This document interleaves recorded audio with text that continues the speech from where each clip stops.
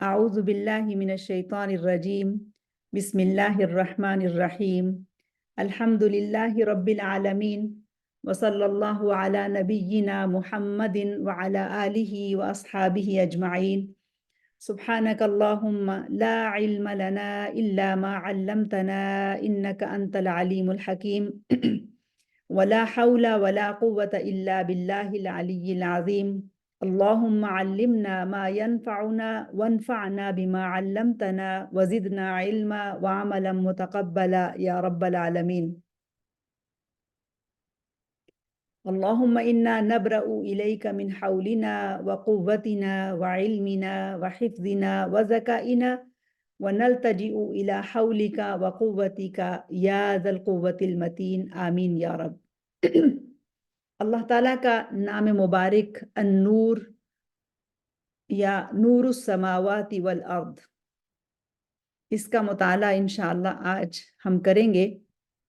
اس سے پہلے کہ میں اس نام کی وضاحت اور اس نام کی خوبصورتی اور اس نام کا بہت جامع بیان آپ کے سامنے رکھوں اللہ تعالیٰ کی توفیق سے، میں آپ سب سے یہ پوچھنا چاہتی ہوں، اور ہم ان چند سوالات پہ سوچتے بھی رہیں گے کہ اسم النور کے ساتھ ہمارا کیا تعلق ہے، ہم اسم النور کو کس طرح سے سمجھتے ہیں، کیا اللہ سبحانہ و تعالیٰ کے نام النور کا ہم بھی حصہ ہیں، کیا ہماری زندگیوں میں یہ نام شامل ہے، کیا اس نور کو ہم اپنے اندر محسوس کرتے ہیں، کیا یہ نور زندگی کی راہیں ہمارے لیے روشن کر رہا ہے، اور کیا اس نور کو پانے کے لیے ہم کوشش کر رہے ہیں، اور کیا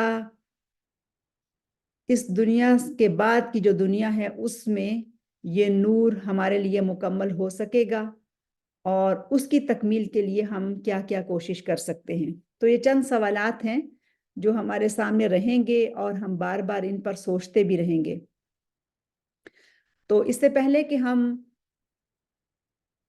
اللہ تعالیٰ کے نام النور کو قرآن مجید میں کس طرح سے بیان کیا گیا ہے اس کا مطالعہ کریں، ہم پیچھے جاتے ہیں، اتنا پیچھے کہ جسے ہندسوں میں یا سالوں میں یا صدیوں میں بیان نہیں کیا جا سکتا۔ اللہ سبحانہ و تعالیٰ ہی اس کے بارے میں جانتا ہے کہ کتنا وقت گزر چکا ہے، لیکن بہت زمانے پہلے صرف اور صرف اللہ سبحانہ و تعالیٰ تھا اور کچھ بھی نہیں تھا، اور وہ ایک دنیا تھی جس میں صرف اللہ سبحانہ و تعالیٰ وہی کہ جو الاول والآخر الظاہر والباطن ہے، وہی جو پہلا ہے، والاول والآخر، اور وہی جو آخری ہے۔ تو وہ جو پہلا یعنی اللہ سبحانہ و تعالیٰ جب وہ تھا تو کچھ بھی نہیں تھا، نہ ملائکہ تھے، نہ جنات تھے، نہ جنت تھی، نہ جہنم بنائی گئی تھی، نہ یہ زمین تھی اور نہ ہی آسمان تھے، کچھ بھی نہیں تھا، صرف اللہ سبحانہ و تعالیٰ تھا۔ اور اگر ہم عالم کی بات کریں تو جس عالم کی ہم بات کریں گے وہ تھا عالم الارواح، لیکن عالم الارواح سے پہلے کیا تھا؟ اللہ سبحانہ و تعالیٰ تھا، اور اللہ سبحانہ و تعالیٰ نے اپنے حکم سے، اپنے ارادے سے، اپنی مرضی سے ساری چیزوں کی تخلیق سے پہلے ایک چیز پیدا کی، اور وہ تھا قلم۔ اور ہم نے جو پچھلے نام کچھ پڑھے ہیں ان میں ہم نے اس حدیث کو پڑھا ہے، حدیث مبارکہ کو، اور قلم کا ذکر بھی آیا ہے۔ عبداللہ ابن عباس رضی اللہ عنہما کہتے ہیں کہ اول ما خلق اللہ القلم، سب سے پہلی چیز اللہ تعالیٰ نے پیدا کی وہ قلم تھا، اور پھر قلم سے کہا اکتب، لکھو۔ تو قلم نے عرض کیا یا ربی وما اکتب، اے میرے رب میں کیا لکھوں؟ یعنی قلم اللہ تعالیٰ سے بات کر رہا ہے، اے میرے رب میں کیا لکھوں؟ تو اللہ سبحانہ و تعالیٰ نے قلم کو حکم دیا اکتب القدر، ما ہوا کائن من ذالک الی قیام الساعتی، یعنی تم قدر کو لکھ دو، جو کچھ بھی ہونے والا ہے قیامت کے قائم ہونے تک سب کچھ کو لکھ ڈالو۔ اس سے مراد یہ ہے کہ اللہ تعالیٰ کا جو علم قدیم ہے، ہم نے اس اللہ تعالیٰ کے نام العلیم کا مطالعہ کیا ہے، علم اللہ القدیم، یعنی اللہ تعالیٰ کا جو علم پہلے سے اس کے پاس موجود ہے، اس سب کو اللہ تعالیٰ نے قلم کے ذریعے سے لکھوا دیا۔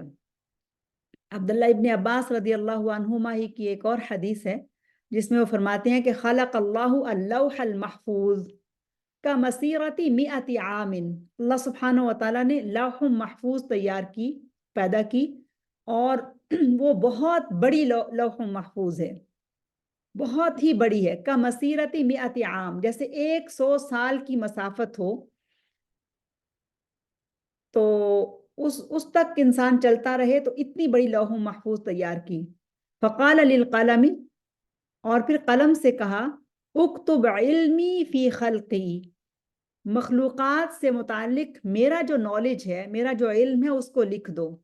فجرا بما ہوا کائن الی یوم القیامت، تو قلم نے اس حکم کو مانا اور وہ قیامت تک کے تمام حادثات، واقعات سب اس نے لکھ دیے۔ یہاں بہت ہی ایک اہم نقطہ ہے، وہ یہ کہ تاریخ ہمارے لیے تب ہوتی ہے جو گزر چکی ہوتی ہے، لیکن اللہ سبحانہ و تعالی کے لیے تاریخ نہیں ہے، اللہ تعالیٰ زمان و مکان سے ماورا ہے۔ ہمارے لیے آنے والا دن مستقبل ہے، ہمارے لیے آج کا دن حال ہے، اور جو گزر چکا وہ ماضی ہے، لیکن اللہ سبحانہ و تعالیٰ کے علم میں ہر چیز حال ہے، ہر چیز اس کے سامنے ہے۔ جو چیز ہمارے سامنے نہیں آئی ہوتی ہم اسے کہتے ہیں کہ یہ کل ہے، آنے والا کل ہے، معلوم نہیں کیسا ہوگا، لیکن جو گزر چکا وہ تاریخ کہلاتی ہے۔ اب لوح محفوظ وہ ٹیبلٹ ہے، لوح محفوظ وہ جگہ ہے، وہ چیز ہے کہ جس پر سب کچھ لکھا جا چکا ہے، جو ہمارے لیے تاریخ ہے وہ بھی، اور جو کچھ آنے والا ہے وہ سب بھی لکھا جا چکا ہے۔ سبحان اللہ، اللہ تعالیٰ نے قوموں کی تقدیریں، قوموں کے واقعات، اقوام کے حالات ہوں یا انسانوں کے حالات ہوں، حتیٰ کہ میرے اور آپ کی پوری زندگی جو ہے وہ اس لوح محفوظ پہ لکھی ہوئی ہے۔ کبھی ہم نے سوچا اس طرح سے کہ میری اور آپ کی زندگی کا ایک ایک لمحہ، میری اور آپ کی زندگی کا ایک ایک موڑ، ہر چیز لوح محفوظ پہ رقم ہے، اور ہم کیا کرتے ہیں، ہم کیا کریں گے، ہم اپنی مرضی سے کرتے ہیں، ہم اپنی مرضی سے کریں گے، لیکن اللہ تعالیٰ کے علم قدیم میں یہ موجود ہے، وہ جانتا ہے کہ ہم کیا کریں گے۔ تو اب میں اس تفصیل میں نہیں جانا چاہ رہی، لیکن جو بات میں سمجھانا چاہ رہی ہوں وہ یہ کہ یہ ہے دراصل آغاز اس طرح سے ہوتا ہے کہ سب سے پہلے قلم پیدا کیا جاتا ہے، پھر اس کے بعد لوح محفوظ لکھی جاتی ہے، اور اسی کے بارے میں سورہ الحج کی آیہ نمبر 70 میں اللہ تعالیٰ فرماتے ہیں، آیہ 70 ہے، أَلَمْ تَعْلَمْ أَنَّ اللَّهَ يَعْلَمُ مَا فِي السَّمَاءِ وَالْأَرْضِ إِنَّ ذَلِكَ فِي كِتَابٍ، کیا تمہیں نہیں معلوم کہ اللہ تعالیٰ زمین و آسمان کے تمام علوم کو جانتا ہے، اس کو معلوم ہے کہ زمین اور آسمان میں کیا ہے، سب کچھ اس کو معلوم ہے۔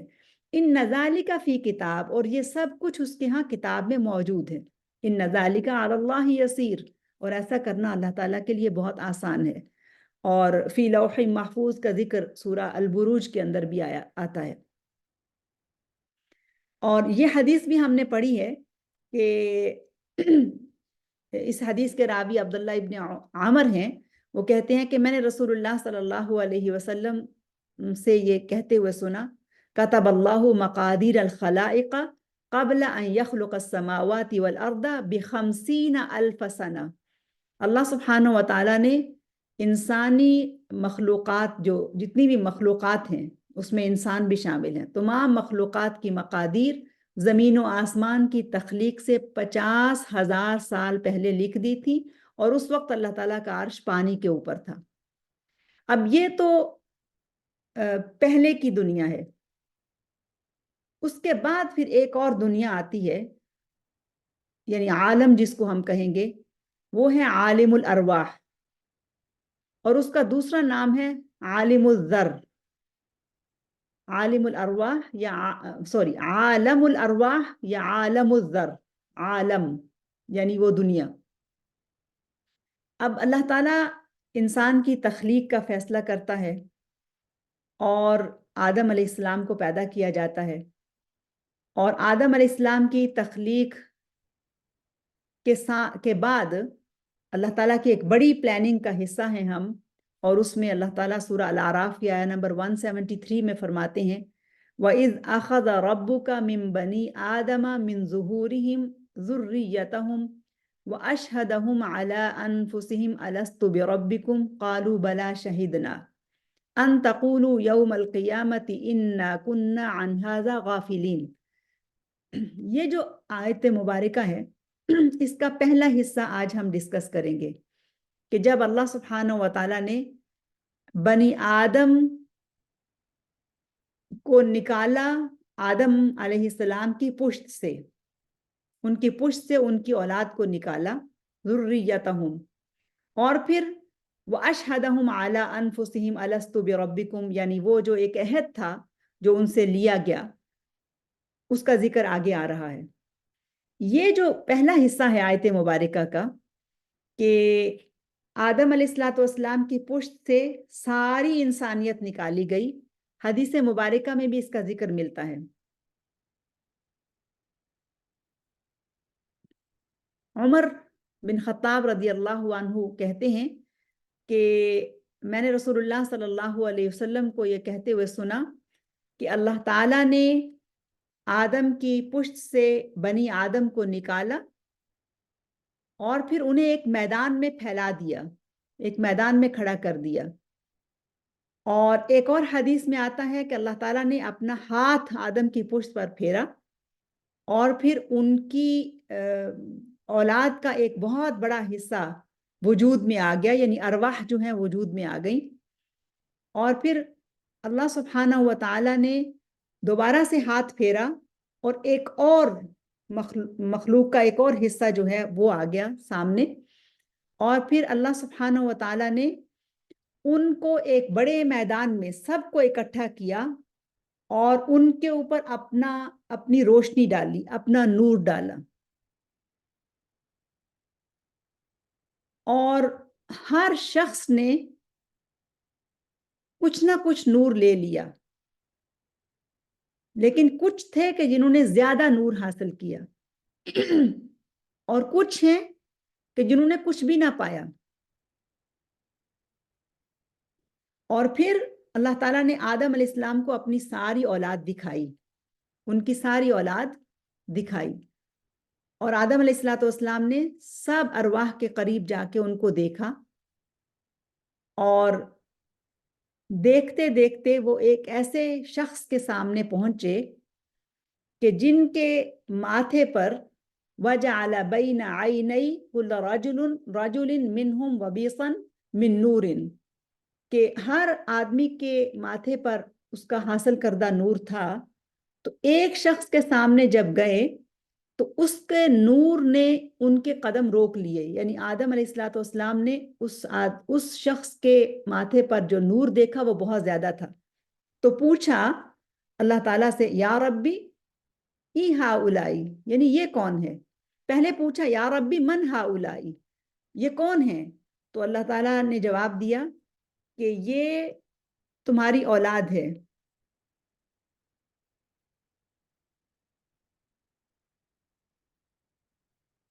ہا اولائی ذریتک، یہ تمہاری اولاد ہے. اور پھر ایک شخص کے اوپر نظر گئی،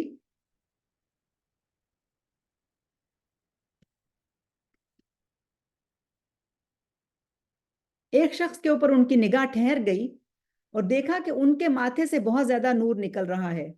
تو آدم علیہ السلام نے پوچھا ای ربی من ھذا، رب یہ کون ہے؟ تو جواب ملا کہ یہ آپ کی اولاد میں سے آخری جو ہوں گی، آخری امتیں ہوں گی، ان میں سے ایک شخص ہے جس کا نام داؤد ہے. تو آدم علیہ السلام نے اللہ تعالیٰ سے پوچھا کہ اللہ تعالیٰ ان کی عمر کتنی ہوگی؟ تو اللہ تعالیٰ نے کہا 60 سنہ، 60 سال۔ تو آدم علیہ السلام نے عرض کیا یا اللہ میری عمر کے 40 سال بھی انہیں دے دیجئے۔ اور پھر حدیث کا اگلا حصہ یہ بتاتا ہے کہ جب آدم علیہ السلام کی اپنی عمر مکمل ہو گئی اور ملک الموت ان کے پاس آیا تو آدم علیہ السلام نے ان سے کہا کہ ابھی تو میری عمر کے 40 سال باقی رہتے ہیں، اور یہ ہم سب کو معلوم ہے نا کہ انبیاء کی وفات کا جب وقت آتا ہے تو اللہ تعالیٰ ان کو اس کی خبر دیتے ہیں اور ان سے پوچھتے ہیں کہ کیا آپ کی واپسی کا وقت ہو رہا ہے، اور ان کو بتایا جاتا ہے، جیسے رسول اللہ صلی اللہ علیہ وسلم کو بھی یہ بتا دیا گیا تھا کہ ان کی وفات کا وقت قریب ہے، اور پھر ان کو اختیار دیا گیا تھا کہ وہ کچھ دیر اور رہنا چاہتے ہیں یا یہ کہ واپس آنا چاہتے ہیں۔ تو اللہ کے نبی صلی اللہ علیہ وسلم نے بل رفیق الاعلیٰ کہہ کے اپنے اللہ تعالیٰ کی رفاقت کو پسند کیا اور واپس جانا پسند کیا۔ تو اسی طرح سے ان کے ساتھ بھی ایسا ہی ہوا۔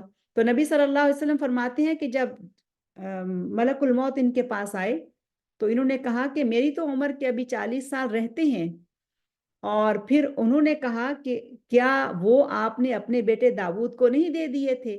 تو حدیث کے الفاظ ہیں قال فجحد، تو نبی صلی اللہ علیہ وسلم فرماتے ہیں کہ آدم علیہ السلام نے انکار کر دیا۔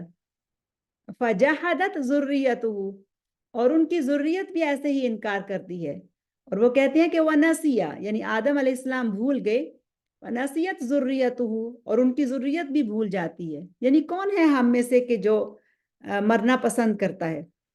تو حدیث کے ان الفاظ سے یہ پتہ چلتا ہے کہ جب اللہ سبحانہ و تعالیٰ نے تمام ارواح کو پیدا کیا اور پھر ان کو ایک میدان میں رکھا تو وہاں پر کیا تھا؟ وہاں پر تاریکی تھی، اندھیرا تھا۔ تو یہ پہلا جو عالم ہے وہ عالم الارواح ہے یا عالم الذر ہے۔ وہاں پر کیا ہے؟ گپ اندھیرا، کچھ بھی روشنی نہیں تھی۔ پھر اس کے بعد اللہ تعالیٰ نے آدم علیہ السلام کو زمین پر اپنے ایک بڑے پلان کے حصے کے طور پر بھیجنے کا ارادہ کیا، اور پھر زمین و آسمان بنائے تو اس کے اندر سورج اور چاند بھی بنائے، اور دن اور رات کا نظام بنا دیا۔ یہ انتہائی بڑی نشانی ہے اللہ سبحانہ و تعالیٰ کی، یہ دن اور رات کا آنا جانا، سورج کا نکلنا اور رات کا چھا جانا۔ اگر رات ہی رات ہوتی، اگر اندھیرا ہی اندھیرا ہوتا تو روشنی کو کون پہچانتا؟ کہ تو رف الاشیاء باضدادہا، چیزیں اپنے ضد سے، اپنے عکس سے، اپنے اپوزٹ سے پہچانی جاتی ہیں۔ تو اگر سیاہی نہ ہو تو سفیدی کیسے پہچانی جائے، یا سفیدی نہ ہو تو سیاہی کیسے پہچانی جائے؟ ایسے دن نہ ہو تو رات کیسے پہچانی جائے، اور اگر رات نہ ہو تو دن کیسے پہچانا جائے؟ تو یہ اللہ تعالیٰ کی بہت بڑی نشانی ہے، دن اور رات کا آنا جانا۔ تو اندھیرا ہی اندھیرا تھا، اللہ تعالیٰ نے سورج اور چاند بنائے اور اس دنیا کو روشن کیا، اور دن اور رات کا ایک بہت ہی خوبصورت نظام قائم کیا۔ تو اس دنیا میں روشنی بھی رکھی اور اندھیرا بھی رکھا، دن بھی ہے اور رات بھی ہے، اور ہر دو کا ایک فنکشن موجود ہے جس کو ہم سب سمجھتے ہیں۔ اس کے بعد کی ایک دنیا ہے جس کو کہتے ہیں عالم البرزخ، وہاں پر اندھیرا ہے، قبر میں اندھیرا ہے، اللہ یہ کہ ہر جانے والا قبر کا مکین جو ہے وہ اپنی روشنی کا انتظام کر کے جائے۔ تو عالم برزخ جو ہے وہ اندھیرے میں ہے۔ پھر اس کے بعد حیات الآخرہ ہے، حیات الدنیا اور اس کے درمیان میں عالم برزخ ہے، پھر حیات الآخرہ ہے، آخرت کی زندگی۔ اس میں بھی دو طرح کے منظر ہوں گے، جیسے دنیا کی زندگی میں بھی اندھیرا بھی ہے، روشنی بھی ہے، اسی طرح سے یہ جو بعثت کے بعد کی زندگی ہوگی اس میں بھی دونوں طرح کی کیفیت ہوگی، اندھیرا بھی ہوگا اور روشنی بھی ہوگی، اور اس کا ذکر انشاءاللہ تھوڑا آگے چل کے آئے گا۔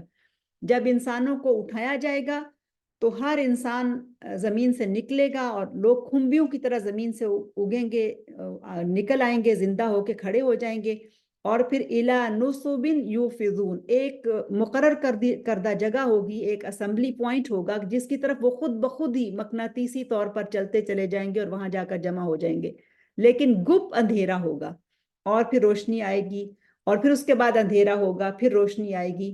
یہ منظر سارا آخرت کی زندگی کا آگے آ کے چلتا چلا جائے گا اور ہم اس کو سمجھنے کی کوشش کریں گے. تو اب جو بات یہاں سمجھنے کی ہے وہ یہ کہ اللہ نور السماوات والارض، اور اللہ نور ہے. اندھیرا تھا، اللہ سبحانہ و تعالیٰ نے اپنے نور سے عالم ارواح میں بھی انسانوں کو نور دیا، اور اپنا تعارف قرآن مجید میں اس طرح سے کرایا کہ اللہ النور اور اللہ نور السماوات والارض. علماء یہ کہتے ہیں کہ یہاں نور السماوات والارض سے مراد دراصل اللہ منور السماوات والارض، یعنی اللہ سبحانہ و تعالیٰ ہی ہے کہ جو زمین و آسمان کو روشنی دینے والا ہے، زمین و آسمان کو منور کرنے والا ہے. اور یہ وہ نام ہے جو ہم سب کی زندگیوں کا ایک حصہ ہے، اور ہمیں سمجھنا چاہیے کہ ہمارا اس نام کے ساتھ کتنا گہرا تعلق اور ربط ہے. اور اللہ تعالیٰ کے بے شمار صفاتی ناموں میں سے وہ نام جس کا ہمیں آج تعارف مل رہا ہے وہ ایک انتہائی حسین و جمیل نام ہے، روشن اور منور نام ہے، اور وہ نام ہے النور سبحانہ و تعالی. اور النور ایسی عظیم صفہ کہ جو زمین و آسمان کا نور قرار پائی. قرآن مجید میں اللہ تعالیٰ کا نام النور صرف ایک مرتبہ ذکر ہوا ہے، لیکن لفظ نور 40 سے زیادہ مرتبہ ذکر ہوا ہے.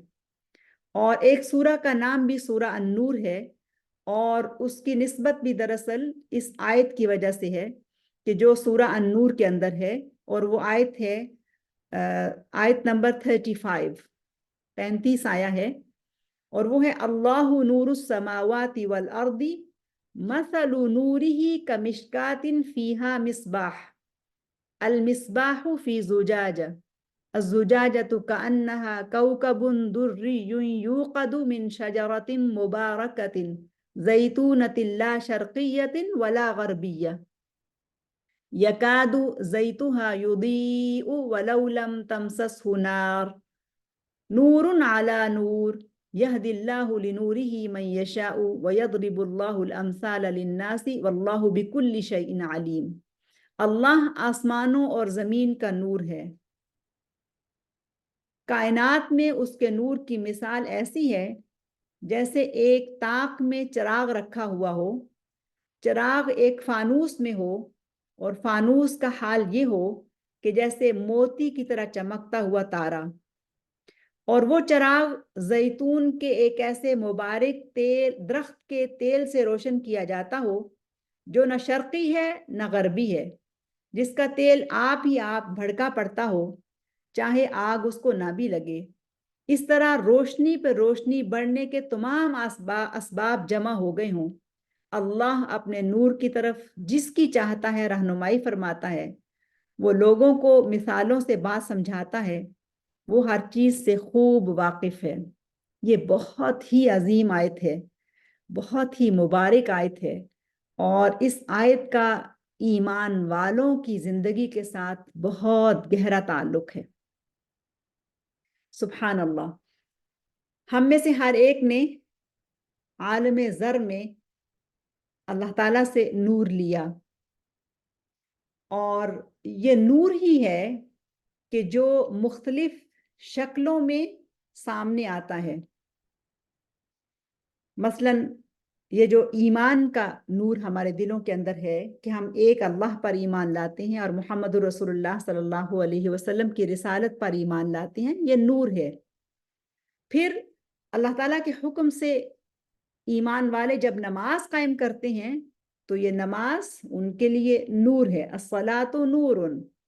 پھر اسی طرح سے آپ دیکھیں کہ وضو جو ہے وہ ایمان والوں کے لیے نور ہے. آپ سب کو معلوم ہے کہ رسول اللہ صلی اللہ علیہ وسلم حوض پہ اپنے امتیوں کو ان کے وضو کے اندر دھلنے والے اعضاء کے چمکنے سے، اس نور کی وجہ سے ان کو پہچانیں گے، اور پیشانیوں کے اوپر جو نور ہوگا، سجدوں کا جو نور ہوگا، اس سے وہ ان کو پہچانیں گے. تو نماز نور ہے تو نماز کی تیاری بھی نور ہے. اور اسی طرح سے آپ دیکھیے کہ ہدایت کا راستہ اختیار کرنا یہ نور ہے. صدقہ نور ہے. سچ کہنا نور ہے. کسی کی ہدایت کی طرف رہنمائی کر دینا یہ نور ہے. ذرا دیکھیں کہ ایمان والوں کو جتنے بھی اعمال اختیار کرنے کا حکم دیا گیا ہے وہ سب کے سب نور ہیں، اور ان سب کا تعلق اس نور کے ساتھ ہے جس نور کی تجلی انہوں نے اللہ سبحانہ و تعالیٰ سے عالم ذر میں لی تھی. انسان کے اندر جو اچھائی کا وصف ہے وہ بھی اللہ سبحانہ و تعالیٰ کا نور ہے. اچھائی اور برائی، ہر انسان کے اندر اچھائی کی محبت یہ دراصل وہ نور ہے جو اس عالم ارواح میں اس نے اللہ تعالیٰ سے حاصل کیا تھا. یہ الگ بات ہے کہ وہ اپنی حماقت سے اور اپنی غلطیوں سے اس نور کو بجھا دے، اپنی پھونکوں سے اس نور کو بجھا دے. وہ کفر کی پھونکیں ہو سکتی ہیں، وہ شرک کی پھونکیں ہو سکتی ہیں، وہ نافرمانی کی پھونکیں ہو سکتی ہیں، وہ اپنے گناہوں کی سیاہی جو ہے اس کی وجہ سے وہ نور مدھم ہو سکتا ہے، لیکن اچھائی ہر انسان کے اندر موجود ہے الا ماشاء اللہ. کچھ ہیں کہ جو یعنی فطرتاً ہی وہ ہدایت سے بھی دور ہیں اور ان کے اندر تو بس ظلمت ہی ظلمت ہے. وہ جنہوں نے اس دن کچھ بھی نور حاصل نہ کیا، لیکن وہ جنہوں نے نور حاصل کیا، اور ان میں بھی جو حدیث ہمارے سامنے گزری ہے جس میں سیدنا داؤد علیہ السلام کا ذکر ہے کہ ان کا نور جو ہے وہ ان کو باقی سب سے ممتاز کر رہا تھا. اور سیدنا داؤد علیہ السلام کی زندگی کو پڑھیں، بلکہ ہر نبی کی جو زندگی ہے وہ ایک خاص زندگی ہے. اور ہر نبی کی زندگی کو اگر ہم اس طرح سے پڑھیں قرآن مجید میں کہ انبیاء کو جو ان کے جو حالات و واقعات ہیں نا ان کے اندر ان کی شخصیت کا تعارف ہے، اور اللہ تعالیٰ نے ان کو انتہائی بہترین شخصیت، انتہائی بہترین پرسنالٹی، انتہائی بہترین اوصاف کے ساتھ پیدا کیا ہے. دیکھیں ان کے اندر کرج موجود ہے، ان کے اندر تقوی جو ہے وہ موجود ہے، ان کے اندر ثبات فی الامر موجود ہے، ان کے اندر استقامت موجود ہے، ان کے اندر صبر موجود ہے، ان کے اندر عزیمت موجود ہے. وہ اللہ تعالیٰ کے حکموں کو نافذ کرنے میں، اس کے پیغام کو پہنچانے میں انتھک محنت کرتے ہیں. تو اگر ہم اس طرح سے بھی قرآن مجید کو پڑھیں کہ انبیاء کا ذکر جہاں پر آ رہا ہے، یہ بات بھی صحیح ہے کہ وہ لوگوں سے کہہ کیا رہے ہیں، لیکن ان کی اپنی شخصیت کا مطالعہ کرنا ہمارے لیے بہت ضروری ہے. ہر نبی کی شخصیت کا مطالعہ کیا جائے، اور ہمارے نبی محمد رسول اللہ صلی اللہ علیہ وسلم کی سیرت کے اندر ان کی شخصیت جو ہے وہ بہت شان کے ساتھ سامنے آتی ہے. تو یہاں خاص طور پر اس حدیث میں ذکر کیا گیا سیدنا داؤد علیہ السلام کی تسبیح کو، ان کے نور کو.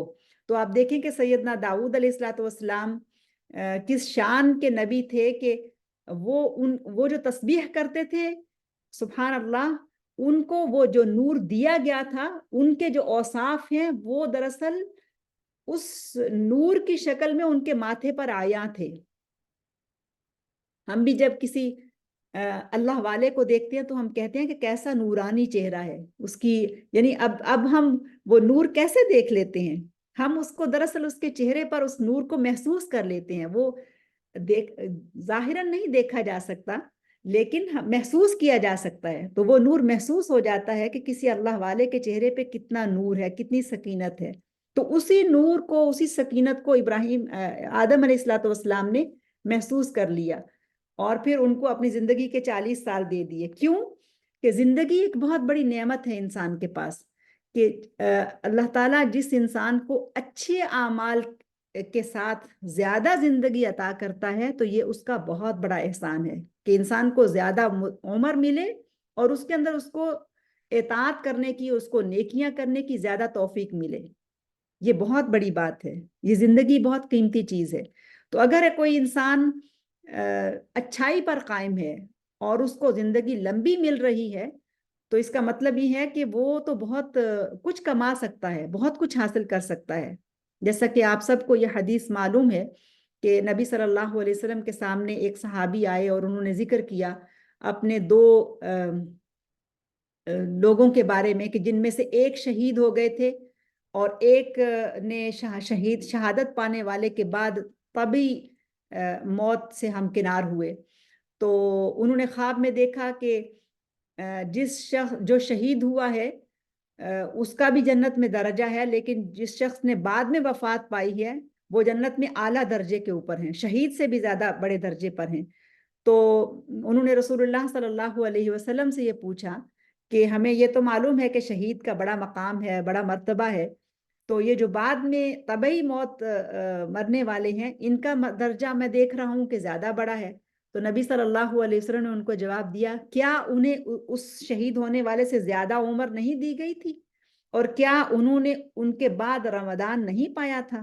سبحان اللہ. یعنی عمر کا زیادہ مل جانا اور پھر اس عمر کے اندر، اس وقت کے اندر رمضان المبارک کا نصیب ہو جانا، یہ تو بہت بڑی بات ہے کہ ایک تو عمر ملی، نیکیاں کرنے کی توفیق ملی، اچھی اور اطاعت والی زندگی گزارنے کی توفیق ملی، پھر رمضان المبارک بھی ملا. تو گویا یہ زندگی بڑی نعمت ہے. تو آدم علیہ السلام ان کو اپنی زندگی کے 40 سال دیتے ہیں کہ وہ زیادہ زندہ رہیں اور زیادہ جو ہے اچھے کام کریں. اور آپ سب کو معلوم ہے کہ داؤد علیہ السلام وہ نبی ہیں کہ جو انیب بھی ہیں، اواب بھی ہیں، اور پھر تسبیح کرنے میں، اللہ تعالیٰ کا ذکر کرنے میں تو وہ بہت ہی ممتاز مقام رکھتے ہیں. یہاں تک کہ ان کا یہ وصف قرآن مجید میں یوں بیان کیا گیا کہ ان کی تسبیح کے اندر مخلوقات کو بھی شامل کر دیا گیا. یعنی حکم دیا گیا کہ پہاڑ جو ہیں اور پرندے جو ہیں وہ بھی ان کے ساتھ مل کر تسبیح کریں. یا جبال اویبی معہ والطیر، کہ اے پہاڑوں اور اے پرندوں تم بھی اس کے ساتھ مل کر، یعنی داؤد علیہ السلام کے ساتھ مل کر تم تسبیح بیان کرو. اور مفسرین نے لکھا ہے یہاں پر کہ اس سے مراد دراصل جبل زیتون ہے کہ جو القدس کے اندر موجود ہے. لیکن بعض مفسرین کہتے ہیں کہ یہاں پر اگر صرف ایک ہی پہاڑ ہوتا تو کہا جا سکتا تھا کہ اسی پہاڑ کا نام ہوتا، لیکن یہاں پر جبال کہا گیا ہے. گویا پوری دنیا کے روئے زمین کے پہاڑوں کو یہ حکم ملا کہ وہ ان کے ساتھ مل کر تسبیح کریں، اور پرندوں کو بھی یہ حکم ملا کہ وہ ان کے ساتھ مل کر تسبیح کریں. یعنی داؤد علیہ السلام کے پاس جو نور تھا، یعنی ہدایت کا نور اور تقوی کا نور اور راست بازی کا نور اور استقامت کا جو نور ہے، وہ اتنا زیادہ تھا کہ اس نور کے سبب سے وہ اللہ تعالیٰ کی تسبیح کثرت سے کیا کرتے تھے، اور جس کو بیان کیا گیا. سبحان اللہ. یعنی کتنی یہ بڑی بات ہے کہ انسان کے اندر اللہ تعالیٰ کی طرف سے جو توفیق کے مادے ہیں وہ دراصل اللہ تعالیٰ کی طرف سے نور ہے. یہ ہدایت کا نور ہے جو اللہ تعالیٰ انسانوں کو عطا کرتا ہے. اور پھر داؤد علیہ السلام کو مخلوقات کو بھی ان کی تسبیح میں شامل کر کے ان کے مقام کو بہت بلند کر دیا گیا. بالکل اسی طرح سے جو شخص اللہ تعالیٰ کے سے ملنے والے اس نور کو اپنے اندر روشن رکھتا ہے، اس کو بجھنے نہیں دیتا بلکہ اس کو بڑھاتا رہتا ہے، اس کو زیادہ کرنے کی کوشش کرتا رہتا ہے اپنے ایمان اور تقوی سے، اپنی نیکی اور راست بازی سے، اپنی استقامت سے. اللہم انا نسألک الثبات فی الامر، اللہ تعالیٰ ہمیں الثبات فی الامر والعزیمت علی الرشد عطا کیجئے تاکہ ہم اپنے اس نور کو بڑھا سکیں، ہم اپنے اس نور میں اضافہ کر سکیں. تو اللہ سبحانہ و تعالیٰ کا نور، اللہ خود النور ہے اور نور السماوات والارض ہے. اگر اللہ تعالیٰ کا نور نہ ہوتا تو تاریکی ہی تاریکی ہوتی، اندھیرا ہی اندھیرا ہوتا. تو اندھیرے سے انسان کو وحشت ہوتی ہے. اگر ہم کچھ دیر کے لیے تنہا ایک جگہ بیٹھے ہوں اور وہاں پر اندھیرا ہو تو کتنا خوف آتا ہے. تنہا نہ بھی ہو، اگر ایک جماعت بھی ہو لوگوں کی بیٹھی ہوئی، ایک گھر بھی پورا اندھیرے میں ڈوبا ہوا ہو تو کتنا خوف آتا ہے اس سے انسان کو. رات کا سناٹا کتنا اس کے اندر خوف ہوتا ہے. ہر شخص اپنے اپنے گھروں میں جا کے، اپنے اپنے خیموں کے اندر جا کے، اپنے اپنے ٹھکانوں کے اندر جا کے چھپ جاتا ہے، اور بہت کم مخلوق جو ہوتی ہے وہ باہر نکلتی ہے. تو اللہ تعالیٰ کا نور جب پھیلتا ہے تو وہ دنیا کو روشن کر دیتا ہے. اللہ تعالیٰ کا نور جب پھیلتا ہے، وہ نور کے جو انسانوں کے اندر موجود ہے وہ ان کو اور منور کر دیتا ہے. تو یہاں پر یہ جو مثال دی گئی ہے اس آیت مبارکہ پہ انشاءاللہ ہم نے غور کرنا ہے اور آنے والے دنوں میں مسلسل اس آیت مبارکہ کو اپنے سامنے رکھنا ہے. اللہ نور السماوات والارض، اللہ ہی ہے جو زمین و آسمان کا نور ہے. اور پھر مثل نورہ کمشکات فیہا مصباح، اللہ سبحانہ و تعالیٰ اتنی ایک خوبصورت اور بلیغ مثال کے ذریعے سے اپنے نور کو واضح کر رہے ہیں. مثل نورہ کمشکات فیہا مصباح، یعنی یہ تو مشکات کی مانند ہے، سبحان اللہ، جس کے اندر ایک چراغ رکھا ہو، یعنی ایک فانوس ہے، ایک شینڈلیئر ہے جس کے اندر ایک چراغ رکھا ہوا ہے، جس کے اندر ایک بلب روشن ہے، جس کے اندر نور ہے.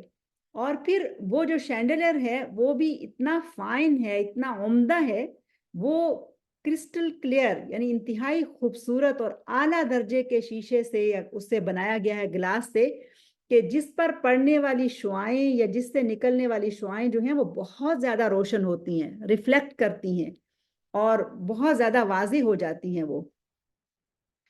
اور اس کو پھر یہاں تک ہی نہیں بیان کیا گیا بلکہ کہا کَأَنَّهَا كَوْكَبٌ دُرِّيٌّ، گویا کہ یہ ایک چمکتا ہوا موتی ہے، موتی کی طرح چمکتا ہوا ستارہ ہے. اب موتی کتنی قیمتی چیز ہوتی ہے، بہت پریشس ہوتا ہے، بہت حسین ہوتا ہے، اور جو تارا ہے وہ بھی خوبصورت لگتا ہے. لیکن تارے جو ہیں وہ تو سارا وقت آسمان پہ موجود ہوتے ہیں. کون سی کیفیت ہوتی ہے کہ جس میں ستارے دیکھے جا سکتے ہیں؟ اندھیرا، جب اندھیرا چھاتا ہے تو پھر ستارے نظر آتے ہیں. تو یہاں پر یہ جو مثال ہے اس میں کہا جا رہا ہے کہ کوكب دری یوقد من شجرۃ مبارکۃ، کہ ایسے جیسے فانوس کا یہ حال ہو کہ جیسے موتی کی طرح چمکتا ہوا تارا، اور وہ چراغ زیتون کے ایک ایسے مبارک درخت کے تیل سے روشن کیا جاتا ہو، لا شرقیہ ولا غربیہ، یعنی شرق و غرب میں وہ نہیں ہے. سبحان اللہ، اتنی عجب بات یہاں پر کہی گئی ہے.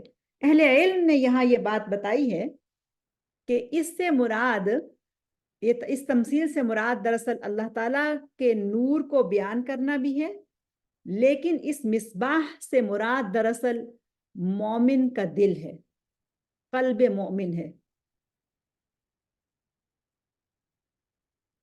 مومن کا دل ایسے روشن رہتا ہے اللہ تعالیٰ کے نور سے کہ جس طرح سے ایک چراغ روشن ہوتا ہے، ایک لیمپ روشن ہوتا ہے، اور پھر وہ لیمپ بھی ایسا کہ جو، یعنی وہ نور کہاں رکھا گیا ہے؟ دل کے اندر. اور دل گویا کے مصباح ہے، دل گویا کے مشکات ہے، یعنی شینڈلیئر ہے خوبصورت قسم کا. اور اس مصباح کی یعنی اس چراغ کی روشنی کا سبب جو ہے وہ زیت ہے، وہ تیل ہے. اور علماء نے کہا کہ زیت کیا ہے؟ زیت دراصل انسان کی فطرت ہے، فطرت سلیم جس پر انسان کو پیدا کیا گیا ہے. ہمیں معلوم ہے نا کہ اللہ تعالیٰ کے نبی صلی اللہ علیہ وسلم نے فرمایا کہ ہر بچہ فطرت سلیم پہ پیدا ہوتا ہے. پھر اس کے ماں باپ ہیں جو اس کو یا یہودی بناتے ہیں یا نصرانی بناتے ہیں یا مسلمان بناتے ہیں، یعنی یہ فطرت ہے. زیت دراصل فطرت ہے. اور عالم زر میں پایا جانے والا نور ہر انسان کو کچھ نہ کچھ ملا ہوا ہے. کچھ وہ ہیں کہ جو اس نور کو سنبھال لیتے ہیں اور پھر اس نور کو زیادہ کرتے ہیں، اور ان کا دل دو طرح کے نور سے منور ہو جاتا ہے. ایک ان کے پاس ہدایت کا نور موجود ہوتا ہے، اور دوسرا ان کے پاس فطرت کا نور موجود ہے، اور تیسرا ان کے پاس آیات بینات کا نور موجود ہے. یعنی اللہ سبحانہ و تعالیٰ کی طرف سے ہر نبی جو بھی ہدایت لے کر آئے، اس وقت میں جن لوگوں نے اس ہدایت کو قبول کیا، اس وقت آنے والی ان آیات کو قبول کیا، تو انہوں نے اس نور کو پا لیا. اور اس نور تک پہنچنے کا اور کوئی سبب اور کوئی ذریعہ نہیں سوائے اللہ سبحانہ و تعالیٰ کے نور سے. نور حاصل کرنے سے ہی انسان یہ چیز پا سکتا ہے. یعنی اس نور تک کوئی انسان پہنچ ہی نہیں سکتا. ایک بہت ہی خوبصورت قول ہے، عز بن عبد السلام ایک بہت بڑا نام ہے اسلامی تاریخ کا. وہ کہتے ہیں کہ واللہ واللہ لن یصلوا الی شیء بغیر اللہ، تم اللہ تعالیٰ کے بغیر یعنی اس کی توفیق کے بغیر تو اس تک پہنچ ہی نہیں سکتے. فَكَيْفَ يُوصَلُ إِلَى اللَّهِ بِغَيْرِ اللَّهِ، اور کون اللہ تعالیٰ کے بغیر یعنی اللہ تعالیٰ کے نور کے بغیر اس تک پہنچ سکتا ہے؟ اگر اس کو ہدایت نہ ملے، اگر اس کو راستہ نہ ملے، اگر اس کو رہنمائی نہ ملے، اگر اس کو توفیق نہ ملے تو کون ہے؟ کیف یوصل الی اللہ بغیر اللہ، اللہ کے بغیر تم کیسے اس کو پا سکتے ہو؟ اللہ کے بغیر تم کیسے اس تک پہنچ سکتے ہو؟ اللہ تعالیٰ کے نور کے بغیر تم کیسے ہدایت پا سکتے ہو؟ اذا کان النور یہدی الی اللہ، اگر اللہ تعالیٰ اپنے نور سے تمہیں گائیڈ نہ کرے، تمہاری رہنمائی نہ کرے، فَإِنَّهُ لَا يُمْكِنُ أَن يَطْلُبَ إِلَّا مِنَ اللَّهِ يَهْدِ اللَّهُ لِنُورِهِ مَن يَشَاءُ، اور یہ ممکن ہی نہیں کہ اس کے روشنی ملے بغیر انسان راستہ پا سکے. اندھیرے میں ذرا چل کے تجربہ تو کیجئے، گھپ اندھیرا ہو اور سامنے کچھ بھی نہ ہو، ہاتھ میں کوئی لالٹین نہ ہو، کوئی چراغ نہ ہو، کوئی بلب روشن نہ ہو، کہیں سے کوئی روشنی نہ آ رہی ہو، تو انسان کیسے اپنا راستہ تلاش کر سکتا ہے؟ اور جب اندھیروں میں لوگ سفر کیا کرتے تھے، جب آج کی ماڈرن لائف میں یہ جو نیویگیٹر اور یہ جو سب چیزیں نہیں تھیں، تو تب بھی اللہ تعالیٰ کے بنائے ہوئے نور سے یعنی وَبِالنَّجْمِ هُمْ يَهْتَدُونَ، یعنی جو آسمان میں ستارے ہیں ان سے لوگ راستے جو ہیں وہ نکالا کرتے تھے اور سمجھتے تھے، اور دن اور رات کے اوقات وہ بھی سمجھا کرتے تھے، تاروں کی جگہوں سے وقت کا تعین کیا کرتے تھے. یہ سب کا سب جو ہے وہ اللہ سبحانہ و تعالیٰ النور کی وجہ سے ہے. اور اللہ تعالیٰ خود فرماتے ہیں کہ یہد اللہ لنورہ من یشاء، اور جس کو چاہتا ہے اللہ تعالیٰ اپنے اس نور سے ہدایت دیتا ہے. ہدایت سے مطلب راستہ دکھاتا ہے، یہ بھی اس سے مراد ہو سکتا ہے. تو یہ جو تمثیل یہاں پر اس آیت مبارکہ میں بیان کی گئی ہے، یہ بہت ہی جامع اور بہت ہی زبردست قسم کی تمثیل بیان کی گئی ہے. سبحان اللہ. اور یہاں پر یہ جو بات کہی گئی نا کہ نور الفطرتی، یعنی یہ جو تیل ہے نا جس کا ذکر یہاں پر آیا ہے کہ یکاد زیتھا یضیء ولو لم تمسسہ نار، یعنی کچھ لوگوں کو اللہ تعالیٰ نے ایسی سلیم فطرت دی ہوتی ہے کہ وہ بس ان کے پاس جو نور الفطرہ ہے وہ دراصل زیت ہے، وہ دراصل تیل ہے کہ سلیم فطرت، اور ان کے سامنے جب حق کھل جاتا ہے تو وہ فوراً حق کو لے لیتے ہیں اور حق کے راستے پر چلنا شروع کر دیتے ہیں، اور پھر ان کی روشنی پر روشنی بڑھتی ہی چلی جاتی ہے. کہ ایسا نہیں ہوتا؟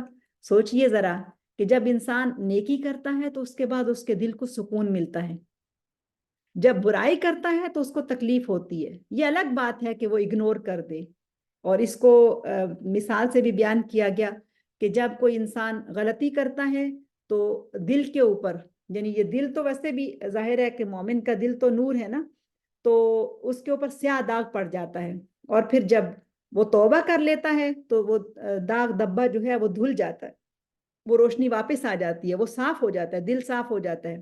لیکن اگر کوئی شخص گناہ پہ گناہ کرتا چلا جائے تو وہ جو داغ اور دبا ہے وہ بڑھتا پھیلتا چلا جاتا ہے، اور وہ پورے دل کو کور کر لیتا ہے، یہاں تک کہ وہ دل جو ہے وہ سخت ہو جاتا ہے. اور دلوں میں سے بھی کچھ دل اتنے سخت ہوتے ہیں کہ وہ پتھروں سے بھی زیادہ سخت ہوتے ہیں، اور پتھروں میں سے بھی کچھ ایسے ہوتے ہیں کہ جس سے نہریں پھوٹ پڑتی ہیں. وَإِنَّ مِنْهَا لَمَا يَشَّقَّقُ فَيَخْرُجُ مِنْهُ الْمَاءُ، اور پتھروں میں سے بھی کچھ ایسے ہیں کہ جو شق ہو جاتے ہیں اور ان سے پانی نکل پڑتا ہے. لیکن جب کوئی دل اللہ تعالیٰ کے نور سے خالی ہو جائے تو وہ اتنا سخت ہو جاتا ہے کہ وہ پتھروں سے بھی زیادہ سخت ہو جاتا ہے. اور جہاں پر جس دل میں روشنی موجود ہوتی ہے، چھوٹی سی نیکی بھی ان کو راس آ جاتی ہے، چھوٹا سا عمل بھی ان کو مطمئن کر دیتا ہے. اور پھر ایک نیکی ہوتی ہے تو پھر دوسری ہوتی ہے، پھر تیسری ہوتی ہے، پھر چوتھی ہوتی ہے، پھر نیکی پہ نیکی انسان کرتا چلا جاتا ہے، اخلاص کے ساتھ اپنے اعمال اچھے اعمال کو اختیار کرنے میں ایسے لگ جاتا ہے کہ پھر اس کو پتہ ہی نہیں چلتا، اور اللہ تعالیٰ اس سے نیکیاں کراتے چلے جاتے ہیں. اس کے لیے آسان ہو جاتا ہے کہ وہ اپنا محاسبہ بھی کرتا جاتا ہے اور وہ نیکی میں آگے بڑھتا چلا جاتا ہے. سبحان اللہ. تو یہ دراصل وہ زیت ہے کہ جو فطرت کا جو زیت ہے اور ہدایت کا جو نور ہے وہ جب انسان کو ملتا ہے تو پھر خود بخود ہی نیکیاں ہوتی چلی جاتی ہیں. بس اپنے راستے کا تعین کرنے کی ضرورت ہے, اپنے اللہ تعالیٰ کی طرف سے ملے ہوئے نور کو پہچاننے کی ضرورت ہے. اس نور کو ہم نے بجھنے نہیں دینا ہے. اب تفصیل آگے چل کے کافی زیادہ آ رہی ہے.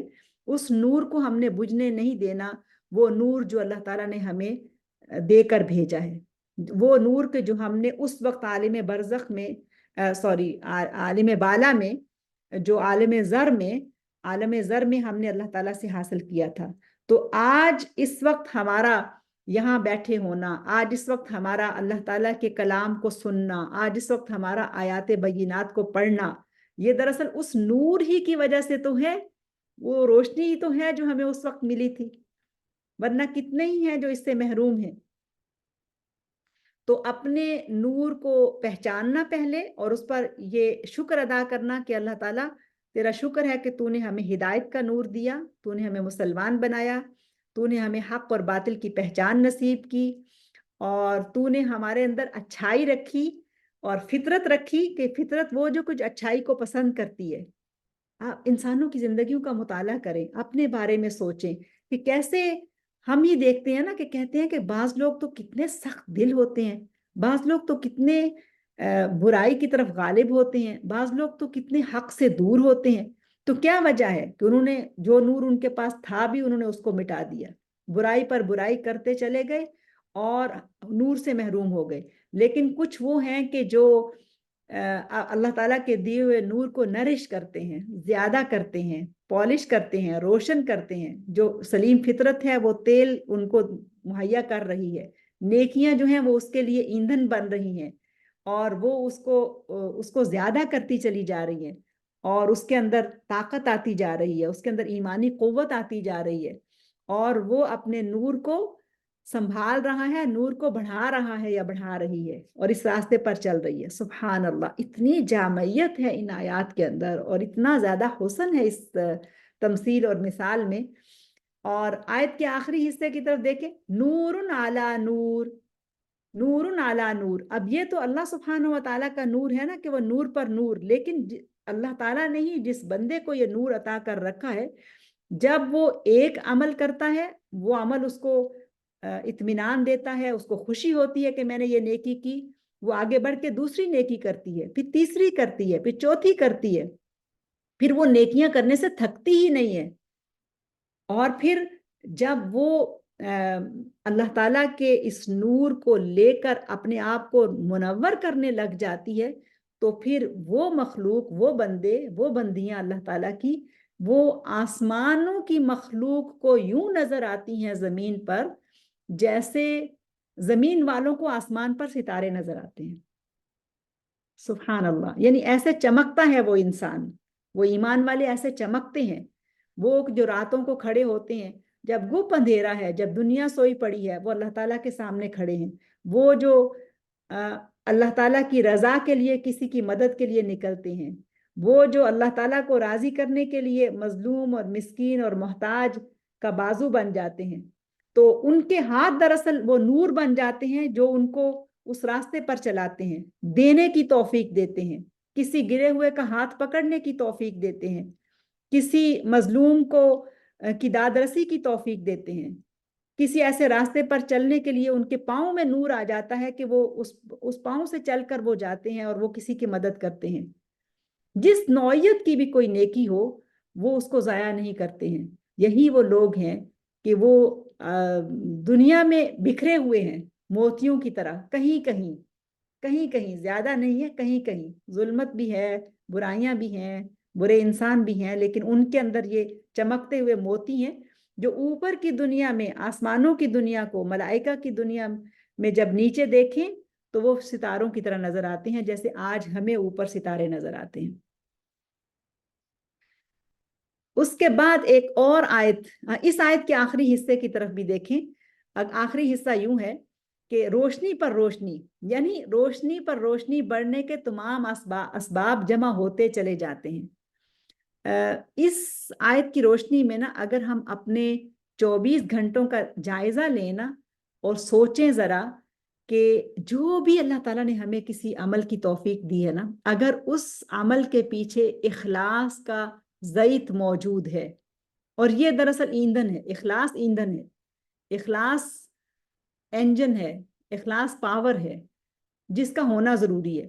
تو اگر وہ اخلاص کا زیت موجود ہے اور پھر وہ اس زیت سے وہ اپنے عمل کو بڑھا رہا ہے، اپنے عمل کو منور کر رہا ہے، روشن کر رہا ہے یا کر رہی ہے، تو دیکھیں کہ سبحان اللہ، لگتا ہے کہ جیسے آنکھیں روشن ہو جاتی ہیں، دل مطمئن ہو جاتا ہے، آنکھیں بھی دیکھتی ہیں، دل بھی دیکھتا ہے ہدایت کے راستے کو، اور آنکھیں بھی متلاشی رہتی ہیں نیکی کی، اور موقع کو ڈھونڈتا ہے کہ کہاں مجھے کوئی اچھا کرنے کا موقع ملے، اور آگے بڑھ کے اس کو دونوں ہاتھوں سے گریب کر لیتے ہیں اپورچونٹی کو، اس موقع کو، کہ وہ نور ہے جس کو انہوں نے سمیٹنا ہے اور اپنے نور کو بڑھانا ہے، یعنی جمع کرتے چلے جانا ہے، ادھر سے لیا ادھر سے لیا اور اپنے پاس موجود نور کے ساتھ اس نور کو شامل کر لیا.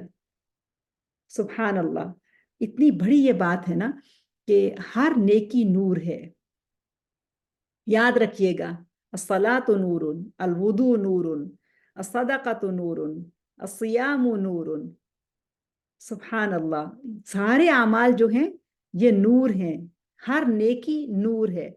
اور پھر آیت کے آخری حصے کی طرف اللہ اپنے نور کی طرف جس کی چاہتا ہے رہنمائی فرماتا ہے. یہد اللہ لنورہ من یشاء ویضرب اللہ الامثال للناس. اور لوگوں کو اللہ تعالیٰ مثالوں سے بات سمجھاتا ہے، اور اس کا اپنا حال کیا ہے، واللہ بکل شیء علیم، سارا علم تو اس کے پاس ہے. اور سورہ التوبہ کی آیہ نمبر 32 میں اللہ سبحانہ و تعالیٰ فرماتے ہیں، یریدون لیطفئوا نور اللہ بافواہہم ویأبی اللہ ان یتم نورہ ولو کرہ الکافرون. یہ لوگ چاہتے ہیں کہ اللہ کی روشنی کو اپنی پھونکوں سے بجھا دیں. سبحان اللہ، یہ لوگ چاہتے ہیں کہ اللہ کی روشنی کو، معاذ اللہ، اللہ تعالیٰ کی روشنی کو تو کوئی انسان ڈم نہیں کر سکتا، کوئی انسان اس کو بجھا نہیں سکتا، کہ اللہ نور السماوات والارض ہے. کیا یہ ہو سکتا ہے کہ کوئی کہے کہ اللہ تعالیٰ النور کا بنایا ہوا سورج ہے جو کہ روشنی کا منبع ہے، مرکز ہے، اور کوئی اس کو بجھا دے؟ کیا کوئی یہ کر سکتا ہے کہ وہ چاند کو طلوع ہونے سے روک دے؟ کیا کوئی یہ کر سکتا ہے کہ دن اور رات کے آنے جانے کو روک دے؟ اور جب ابراہیم علیہ السلام نے منکر حق نمرود کے ساتھ جب گفتگو کی، تو ان کے سامنے جو دلائل پیش کیے توحید کے، اللہ تعالیٰ کی وحدانیت کے، تو ان میں کہا کہ فَإِنَّ اللَّهَ يَأْتِي بِالشَّمْسِ مِنَ الْمَشْرِقِ فَأْتِ بِهَا مِنَ الْمَغْرِبِ، کہ میرا رب تو وہ ہے کہ جو سورج کو مشرق سے نکال کر لے کر آتا ہے، اس کو روشن کرتا ہے، اگر تو چاہتا ہے تو اس کو مغرب سے نکال کر دکھا دے. فَبُهِتَ الَّذِي كَفَرَ. تو نہ صرف اس وقت جو کفر تھا یا کفر کا نظام تھا وہ لاجواب ہو گیا، بلکہ ابھی بھی، اس وقت بھی کفر کا جو نظام ہے، کفر ہے، باطل ہے، وہ اللہ تعالیٰ کے دلائل کے سامنے لاجواب ہے. ان کے پاس کوئی دلیل نہیں ہے، کوئی ایسا نہیں کر سکتا کہ اللہ تعالیٰ کے بنائے ہوئے نظام کو وہ بدل سکے. اور جہاں جہاں انسان اللہ تعالیٰ کے بنائے ہوئے نظام کو بدل رہا ہے، وہاں وہ خود اپنی تباہی کے سامان کر رہا ہے. وہ کسی اور کا نقصان نہیں کر رہا، وہ خود انسانیت کا نقصان کر رہا ہے، اپنا ہی نقصان کر رہا ہے، زمین کو ہی فساد سے بھر رہا ہے، کہ وہ اس کے اگینسٹ جا رہا ہے. اللہ تعالیٰ کے نور سے روشنی لینے کے بجائے وہ اندھیروں میں جا رہا ہے. اور ایک اور چیز ذہن میں رکھیے، انشاءاللہ اس کی تفصیل تھوڑی سی آگے چل کے مزید آئے گی، کہ کلمہ نور، جیسا کہ میں نے بتایا کہ 40 سے زیادہ مرتبہ قرآن مجید میں استعمال ہوا ہے، اور اللہ تعالیٰ کا نام النور ایک دفعہ، اللہ نور السماوات والارض.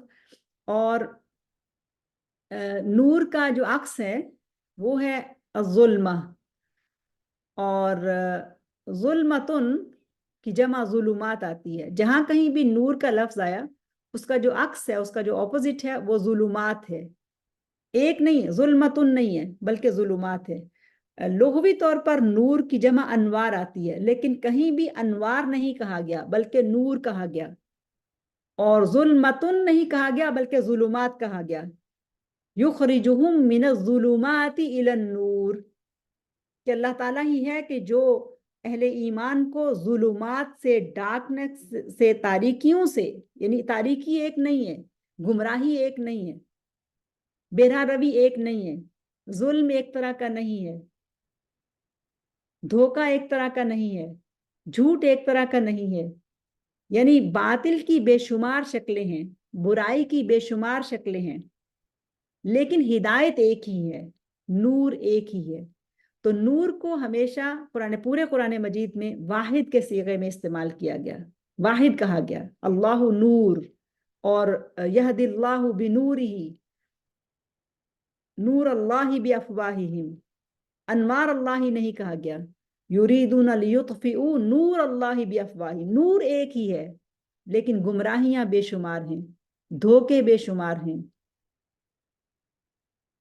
تو اس آیت مبارکہ سورہ توبہ کی آیت نمبر 32 میں فرمایا کہ یریدون ان یطفئوا نور اللہ بافواہہم، ان کی تو یہ خواہش ہے، یہ تو یہ چاہتے ہیں کہ اللہ تعالیٰ کے نور کو اپنی پھونکوں سے بجھا دیں، وَيَأْبَى اللَّهُ أَن يُتِمَّ نُورَهُ، مگر اللہ اپنی روشنی کو مکمل کیے بغیر ماننے والا نہیں ہے۔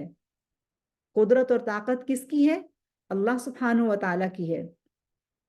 کافروں کو چاہے کتنا ہی ناگوار کیوں نہ گزرے، ابھی ہو سکتا ہے دھوکہ ہے اور وہ اپنے ظلمت کے اندھیرے میں ڈوبے ہوئے ہیں اور ان کے اندر بھی جو روشنی ہے انہوں نے اس کو مٹا دیا، لیکن اللہ تعالیٰ اپنی روشنی کو مکمل کیے بغیر ماننے والا نہیں ہے، وہ اس کو مکمل کر کے رہتا ہے اور کر کے رہے گا۔ اور اگلی ایک آیت آ رہی ہے، وَأَشْرَقَتِ الْأَرْضُ بِنُورِ رَبِّهَا وَوُضِعَ الْكِتَابُ وَجِيءَ بِالنَّبِيِّينَ وَالشُّهَدَاءِ وَقُضِيَ بَيْنَهُم بِالْحَقِّ وَهُمْ لَا يُظْلَمُونَ۔ اس آیت کا تعلق قیامت کے ساتھ ہے، یعنی جو برزخ کے بعد کی زندگی ہے، بعثت کے بعد کی زندگی ہے، یعنی حیات الآخرہ، اس کے اندر انشاءاللہ اس کی اور وضاحت آ جائے گی۔ ایک اور آیت سورہ صف کی آیت نمبر 8 ہے، اس کو ہم لیتے ہیں۔ سورہ صف کی آیت نمبر 8 ہے، یریدون لیطفئوا نور اللہ بافواہہم واللہ متم نورہ ولو کرہ الکافرون۔